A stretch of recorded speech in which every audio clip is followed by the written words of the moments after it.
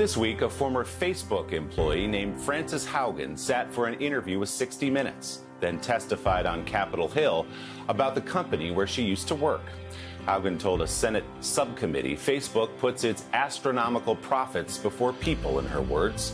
Her testimony comes as the massive social media outlet comes under intense criticism for its role in spreading conspiracy theories about the 2020 presidential election and the COVID pandemic, and for endangering young people around the world with its products.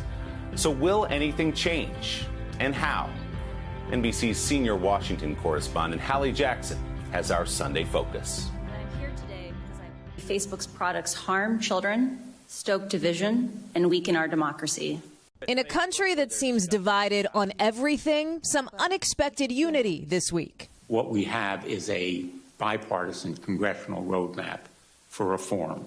Congress hearing testimony from Facebook whistleblower Frances Haugen after the release of explosive documents, which she says reveal the inner workings of the social media giant. Almost no one outside of Facebook knows what happens inside of Facebook. The company intentionally hides vital information from the public.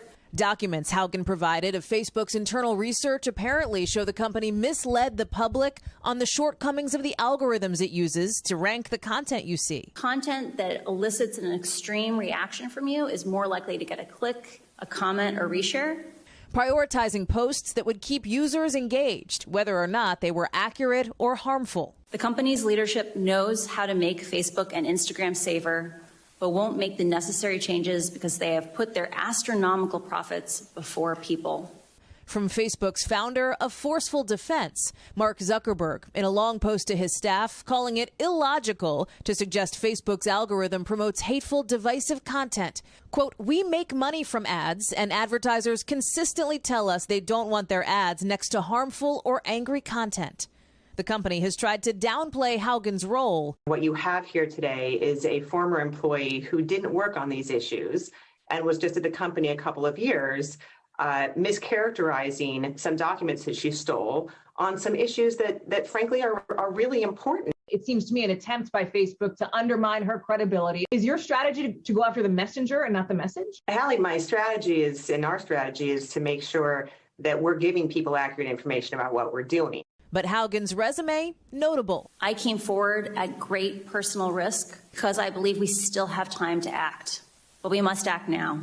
A Harvard grad who's worked for several tech giants, Google, Pinterest, and Yelp, before she was hired at Facebook to bring expertise on algorithms and misinformation ahead of the 2020 presidential election. Haugen left after 2 years when she felt her concerns were not being heard, including her worries over potential danger to the most vulnerable users on Instagram, which Facebook owns, pointing to research showing the app can be toxic for teens, contributing to eating disorders for teen girls. Kids are saying, I am unhappy when I use Instagram and I can't stop. That if I leave, I'm afraid I'll be ostracized. Instagram recently hit pause on plans for an app marketed specifically to kids under 13, but Haugen says she's still worried. This is not a freedom of speech issue. This is a freedom of reach issue. This is a question more of how does information go viral, and are there ways to minimize harmful virality? The best solution to that isn't necessarily to take the content down, but it is to rethink what is it that we are pushing out to people. Still, Haugen says, without more oversight, that may be unlikely. These problems are solvable. A safer, free speech respecting, more enjoyable social media is possible. And Hallie joins me now live. Hallie, good morning. It's great to see you. Facebook has nearly 3 billion users, billion with a B, many of them freaking out when it went down a couple of times this week. So what can Congress reasonably do to regulate a platform that big?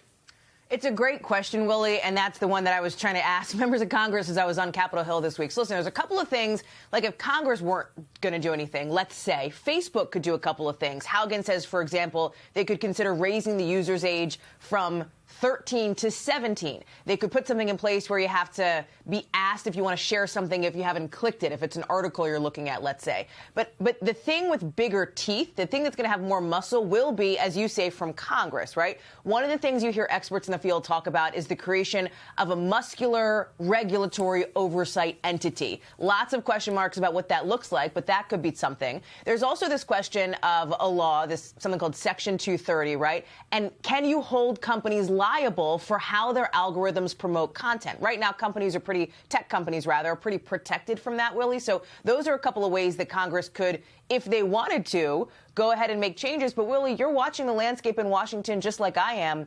Congress has a lot on their plate. We've seen Mark Zuckerberg testify a whole bunch over the last few years, 4 times just since last summer alone, and still nothing has happened. I said that to one senator, like, what's going to change now? And he said, you know what's going to change? We now have a look under the hood at Facebook. He said, thanks to Frances Haugen, calling her potentially, Willie, a tipping point. We'll see.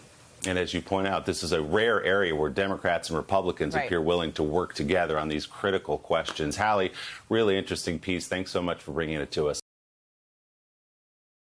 Hey, thanks for watching our YouTube channel. Find your favorite recipes, celebrity interviews, uplifting stories, shop our favorite deals, and so much more with the Today app. Download it now.